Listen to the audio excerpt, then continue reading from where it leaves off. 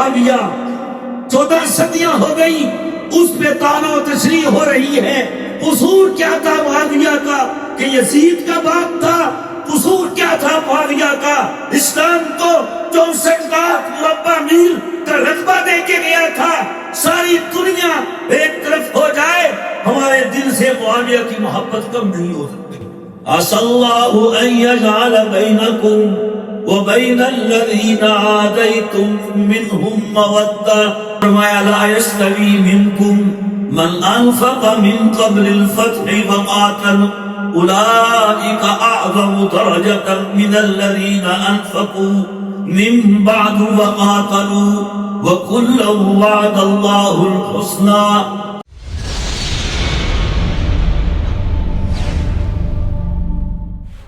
رجب کا مہینہ ہے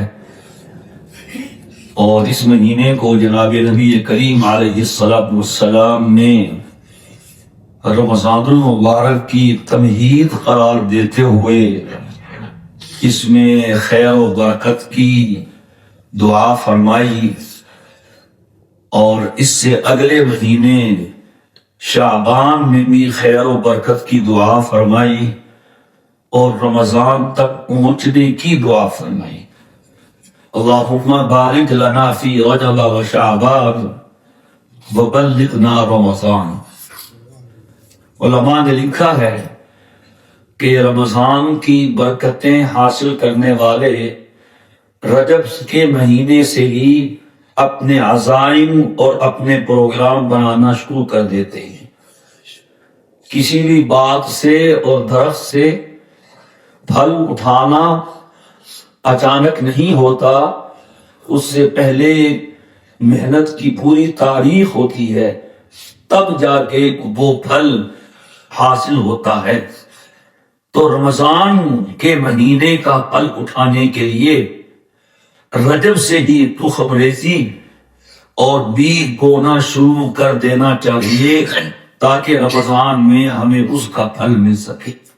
اللہ تعالیٰ ہم سب کو اس کی توفیق عطا فرمائے۔ رجب کا مہینہ اس حوالے سے بھی معروف ہے کہ اس میں معراج کا وہ عظیم واقعہ پیش آیا، جسے انشاءاللہ آئندہ جمعے بیان کیا جائے گا، اور اس حوالے سے بھی مشہور ہے کہ مسلمانوں کے عظیم سپہ سالار،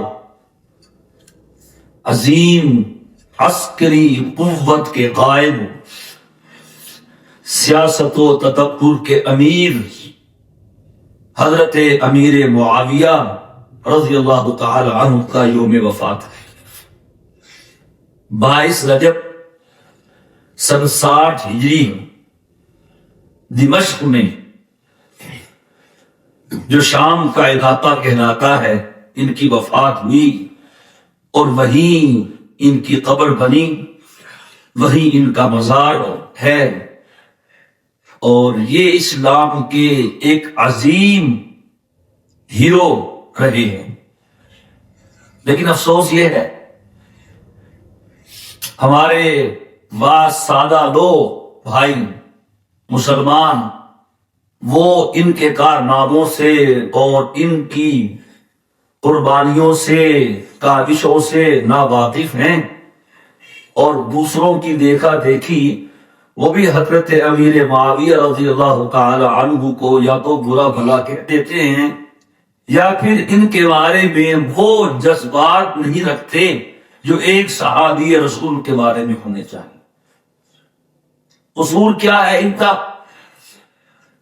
اصل قصور تو دشمنان دین کے سینے میں یہ ہے کہ انہوں نے اسلام کے لیے بڑی فتوحات کی، 5500 شہر فتح کر کے اسلام کو دیے ہیں، 5400 شہر۔ پھر انہوں نے اسلام کو حجاز سے نکال کر یورپ تک اور روم کے ساحل تک اور افریقہ کے جنگلات تک پہنچایا۔ ان کی فوجیں کابل تک آئی ہیں، تاشقند اور سمرقند، افغانستان، حتیٰ کہ پشاور تک انہوں نے اسلام کا جھنڈا لہرایا ہے۔ 64 لاکھ مربع میل، 64 لاکھ مربع میل، کہنا آسان ہے، یہ علاقے فتح کیے اور اسلام کو دیے ہیں۔ آج اس محسن کو برا بھلا کہا جاتا ہے، اور اس نے ایک پائی بھی اپنے نام نہیں لگوائی، ایک پائی بھی۔ گورنر ہے شام کے، امیر المؤمنین ہے اسلامی ریاست و سلطنت کے، شام کے بازار میں جا رہے ہیں، کپڑوں پہ پیبند لگے ہوئے ہیں۔ اتنی سادگی کوئی پہچان نہیں سکتا تھا۔ یہی ہے وہ امیر معاویہ جس نے 64 لاکھ مربع میل کا ایریا اور رقبہ اسلام کو دیا۔ ان سے پہلے خشکی کے مالک ہوتے رہے، لیکن یہ وہ صحابی رسول ہے جنہوں نے پہلی بیڑا بنایا اور سمندر پار اسلام کا جھنڈا لگایا۔ انہیں تم برا سوچو تو صحیح، ایک ہے قرآن و حدیث، وہ تو ہے ہی، اس کے علاوہ ایک زمینی حقیقت کی تو کوئی شے ہوتی ہے۔ نبی کریم علیہ الصلوۃ والسلام پہ وحی اتری ہے، کتابی شکل میں نہیں، لکھ کر نہیں، فرشتے لاتے تھے، جبریل امین آپ کو سنا کے چلے جاتے، آپ کے سینے میں محفوظ ہوتی، پھر آپ کی زبان مبارک سے وہ وحی صادر ہوتی۔ خوش نصیب تھے وہ نفوس جو تازہ ترین وحی حضور کی زبان سے سنا کرتے تھے۔ کئی صحابہ کہتے ہیں ہم حضور کی مجلس میں ہوتے، ہم جانے کا ارادہ کرتے، اچانک حضور پہ وہ حالت طاری ہو جاتی جو نزول وحی کے وقت ہوتی تھی۔ ہم سمجھتے آ رہی ہے وحی، ٹھہرو، تازہ وحی سن کے پھر جائیں گے۔ جب آپ پہ وحی اترتی، ظاہر وہ تو لکھی ہوئی نہیں ہوتی تھی، تو آپ نے صحابہ میں چند معتمد لوگوں کو خاص کیا ہوا تھا کہ دیکھو جب مجھ پہ وحی اترے گی تو میں تمہیں دکھاؤں گا، تم نے وہ اس کو لکھنا ہے۔ ان میں حضرت امیر معاویہ رضی اللہ تعالیٰ عنہ کا بھی نام ہے، کاتب وحی ہے۔ پھر حضور کی اہلیہ ام حبیبہ رضی اللہ عنہا کے بھائی ہیں، اور ام حبیبہ کو معمولی مت سمجھیے گا، ابو سفیان کی بیٹی ہیں۔ ابو سفیان مکے سے مدینے آتے ہیں حضور کو ملنے کے لیے، جو حدیبیہ کے موقع پہ 2 سال پہلے معاہدہ ہوا تھا اس کی تجدید کے لیے۔ حضرت معاہدہ باقی رکھیے گا، ہم امن کے معاہدے پہ قائم ہیں۔ تو پہلے بیٹی کے گھر آئے، حضور گھر میں موجود نہیں تھے، آپ حیران ہوں گے۔ حضور کا بستر بچھا ہوا تھا، اس باغ کے آرے پہ ام حبیبہ نے بستر کو لپیٹ دیا۔ اس نے کہا بیٹی، بیٹیاں تو باپ کے لیے بند بستر کو کھولتی ہیں اور تم نے کھلے ہوئے بستر کو لپیٹ دیا، یہ کیا؟ سنیے گا جواب امیر معاویہ کی بہن کا، ام حبیبہ کا۔ کہاں ابا جان، بہت معذرت، ٹھیک ہے آپ میرے ابا ضرور ہیں، لیکن یہ بستر پاک نبی کا پاک بستر ہے اور آپ کفر و شرک کی وجہ سے ناپاک ہیں۔ میرے پاک نبی کے پاک بستر پر آپ جیسا کافر نہیں بیٹھ سکتا، اگرچہ میرا باپ ہی کیوں نہ ہو۔ یہ ہے وہ خاندان، یہ ان کے بھائی ہیں۔ وَأَزْوَاجُهُ أُمَّهَاتُهُمْ النَّبِيُّ أَوْلَىٰ بِالْمُؤْمِنِينَ مِنْ أَنفُسِهِمْ وَأَزْوَاجُهُ أُمَّهَاتُهُمْ، نبی مؤمنین کے لیے ان کی جانوں سے بڑھ کے ہوتا ہے، اور نبی کی بیویاں امت کی مائیں ہیں۔ اور ماں کا بھائی کون ہوتا ہے؟ تو معاویہ کو خال المسلمین کہا جاتا ہے، یہ امت کے ماموں ہیں، یہ ان کا مقام ہے، کاتب وحی ہے۔ مشہور قول تو یہی ہے کہ فتح مکہ کے بعد ایمان لائے، لیکن محققین لکھتے ہیں کہ سن 6 ہجری اور 8 ہجری کے درمیان یہ ایمان لا چکے تھے۔ سابقین اولین میں نہ صحیح، لیکن والذین اتبعوہم بإحسان میں تو ہیں۔ قرآن کریم نے کیا کہا؟ والسابقون الاولون من المہاجرین والانصار والذین اتبعوہم بإحسان۔ آگے نتیجہ کیا ہے؟ رضی اللہ عنہم ورضوا عنہ۔ سابقین اولین ہوں یا بعد میں ایمان لانے والے ہوں، رضی اللہ عنہم ورضوا عنہ، اللہ پہلوں سے بھی راضی ہے اور بعد میں ایمان لانے والوں سے بھی راضی ہے۔ اور جو آیت میں نے پڑھی، عَسَى اللَّهُ أَن يَجْعَلَ بَيْنَكُمْ وَبَيْنَ الَّذِينَ عَادَيْتُمْ مِنْهُمْ مَوَدَّةً، اے میرے نبی، ان قریب آپ میں اور ان لوگوں میں کہ آپ کی ان سے دشمنیاں چل رہی ہیں، ان قریب اللہ دشمنی کو دوستی سے بدل دے گا۔ یہ کیسے ہوگا؟ 21 سالہ دشمنی ہے، اور چھوڑو، واللہ قدیر، اللہ قدیر، وہ قادر ہے، پھر بدلہ کریے بدل۔ اور فرمایا لا یستوی منکم من انفق من قبل الفتح وقاتل اولئک اعظم درجة من الذین انفقوا من بعد وقاتلوا وکلا وعد اللہ الحسنى۔ یہ تو ٹھیک ہے، جو فتح مکہ سے پہلے ایمان لائے اور قتال میں حصہ لیا ان کا درجہ زیادہ ہے، جو بعد میں ایمان لائے ان کا کم ہے، انہوں نے وہ مشقتیں برداشت نہیں کی۔ لیکن سنو، وَكُلًّا وَعَدَ اللَّهُ الْحُسْنَى، اللہ نے سب سے جنت کا وعدہ کر لیا۔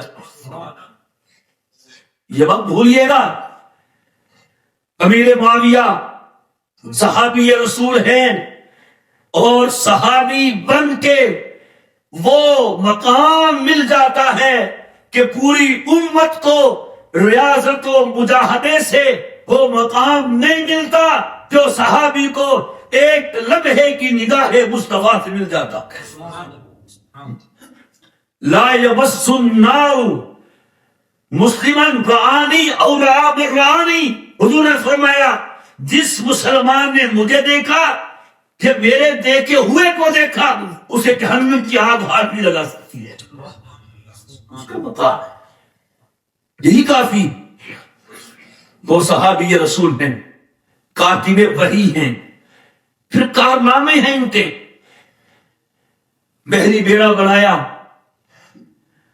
حضرت عمر سے اجازت لی، انہوں نے کہا نہیں حضرت نہ بنائیے، یہ خطرے سے خالی نہیں ہے، سمندر کی لہریں خوفناک ہوتی ہیں۔ آج کل کی ٹیکنالوجی کہاں تھی اس دور میں؟ اجازت نہیں دی۔ پھر حضرت عمر نے منع کیا، عثمان سے پوچھا، انہوں نے اجازت دے دی، کہاں ٹھیک ہے بنائیے، لیکن کسی کے ساتھ زبردستی نہ کیجیے گا، اختیار دے دیے گا کہ ہم نے بحری سفر پہ جانا ہے، بحری غزوہ ہم نے کرنا ہے، تو اس میں کوئی آئے تو آئے، نہ آئے نہ آئے۔ بنایا حضرت عثمان کے دور میں، اسلام کی تاریخ میں وہ پہلا بحری بیڑا بنایا ہے جس نے قبرص کو جا کے فتح کیا، افریقہ تک اسلام کا جھنڈا پہنچایا ہے۔ اور یاد رکھیے گا، یہ تاریخ اور حقیقت ہے کہ دنیا کے جس خطے پر صحابہ نے اسلام کا جھنڈا لہرا دیا تھا، جن ملکوں کو اسلامی سلطنت کا درجہ دیا تھا، آج وہی اسلامی سلطنتیں ہیں، اس میں کسی ایک ملک کا اضافہ پوری امت نہیں کر سکی ہے۔ یہ ان کا مقام ہے۔ کہتے ہیں یہ ٹھیک ہے، سب کچھ تھا، یزید کا تو باپ تھا نا یہ۔ تو بھائی اگر یزید کا باپ ہونا غلط ہے، پھر نوح علیہ السلام کی تو کافر بیٹے کے باپ تھے۔ حضرت ابراہیم علیہ السلام کا باپ آدم مشرک تھا، قرآن کریم نے واضح کہا ہے وَلَا تَزِرُ وَازِرَةٌ وِزْرَ أُخْرَىٰ، کوئی کسی کا بوجھ نہیں اٹھائے گا. تِلْكَ أُمَّةٌ قَدْ خَلَتْ لَهَا مَا كَسَبَتْ وَلَكُمْ مَا كَسَبْتُمْ وَلَا تُسْأَلُونَ عَمَّا كَانُوا يَعْمَلُونَ. جو کرے گا سو بھرے گا. باپ کا کیا ہوا بیٹے کے کھاتے میں نہیں ڈالا جائے گا اور بیٹے کا کیا ہوا باپ کے کھاتے میں نہیں ڈالا جائے گا. میں ایک جملہ کہنا چاہتا ہوں. کچھ لوگ کہہ دیتے ہیں کہ یزید کو کچھ نہ کہو، اگر تم نے یزید کو نہ بچایا تو معاویہ کو بھی نہیں بچا سکو گے. ہم یہ کہنے والے نہیں ہیں. ہم کہتے ہیں یزید یزید ہے، معاویہ معاویہ ہے. یہ کس نے کہہ دیا ہے؟ معاویہ صحابی ہے، فاتح قبرص ہے، خاد المسلمین ہے، کاتب وحی ہے. معاویہ کے لیے لسان نبوت سے دعائیں نکلی ہوئی ہیں. اللہم اجعل معاویۃ ہادیا مہدیا واہد بہ الناس. اے اللہ اس معاویہ کو ہدایت دینے والا بھی بنا، ہدایت یافتہ بھی بنا، اور اس کے ذریعے سے مخلوق خدا کو ہدایت عطا فرما. یہ معاویہ ہے. یزید کے جو کرتوت ہیں، یزید جانے وہ جانے. ہم تو یہ کہتے ہیں کہ یزید کی وجہ سے حضرت معاویہ کو برا بھلا نہیں کہا جا سکتا، اور حضرت معاویہ کی وجہ سے یزید کو اچھا نہیں کہا جا سکتا. دو ٹوک بات ہے. اور اگر دو لشکر بنے، ایک حسینی لشکر ہو ایک یزیدی لشکر ہو، ہم حسینی لشکر کا حصہ بنیں گے، یزیدی لشکر کا حصہ نہیں بنیں گے. مناؤ جشن بہاراں اس احتیاط کے ساتھ کہ کسی چراغ کی لو سے کسی کا گھر نہ جلے. معاویہ کی عظمت سر آنکھوں پر، لیکن ہم حضرت معاویہ کی وجہ سے یزید کو سینے سے لگانے کے لیے تیار نہیں. اس لیے یہ مت سمجھیے گا یہ پروپیگنڈا ہے. اسلام کو تاریخ پڑھ لیجئے، پروپیگنڈوں نے اسلام کو خراب کیا ہے. ایک تو یہودی حضرت معاویہ کے خلاف ہیں کہ انہوں نے سارے علاقے اسلام کو دے دیے ہیں، اور پھر یزید کی آڑ میں حضرت معاویہ کو برا بھلا کہنے کا بازار گرم کیا جاتا ہے. دونوں باتیں قابل گرفت ہیں، دونوں باتیں غلط ہیں اور رتی کی ٹوکری میں پھینکنے کے قابل ہیں. ہمارا یہی عقیدہ ہے، جو صحابی رسول ہے جنت کا حقدار ہے. ہر صحابی نبی جنتی، اور معاویہ معمولی صحابی نہیں، اعلیٰ درجے کے صحابی ہیں. پھر دشمنان دین نے ایک اور پروپیگنڈا کیا تھا. 22 رجب کو امام زید العابدین کے نام کے کنڈے کھلاتے تھے. در پردہ حضرت معاویہ کی وفات کی خوشی تھی. دشمن مڑے تھے خوشی نہ کریے، سجنا بھی مر جانا ہو. یہ بہت بڑی کم ظرفی ہوتی ہے کہ کسی کے مرنے پہ خوشی کرنا. اور وہ جو محسن اسلام ہے، ہم نے دیکھا ہے دمشق میں حضرت معاویہ کے مزار کو ظالموں نے ان کے مزار کو بھی نہیں چھوڑا. جاتے ہیں بدبخت، وہاں بھی جوتیاں اور پتھر مار کے آتے ہیں. اتنا مظلوم ہے میرا معاویہ. 14 صدیاں ہو گئی اس پہ طعن و تشریح ہو رہی ہے. قصور کیا تھا معاویہ کا کہ یزید کا باپ تھا؟ قصور کیا تھا معاویہ کا؟ اسلام کو 64 لاکھ مربع میل کا رقبہ دے کے گیا تھا. ساری دنیا ایک طرف ہو جائے، ہمارے دل سے معاویہ کی محبت کم نہیں ہو سکتی.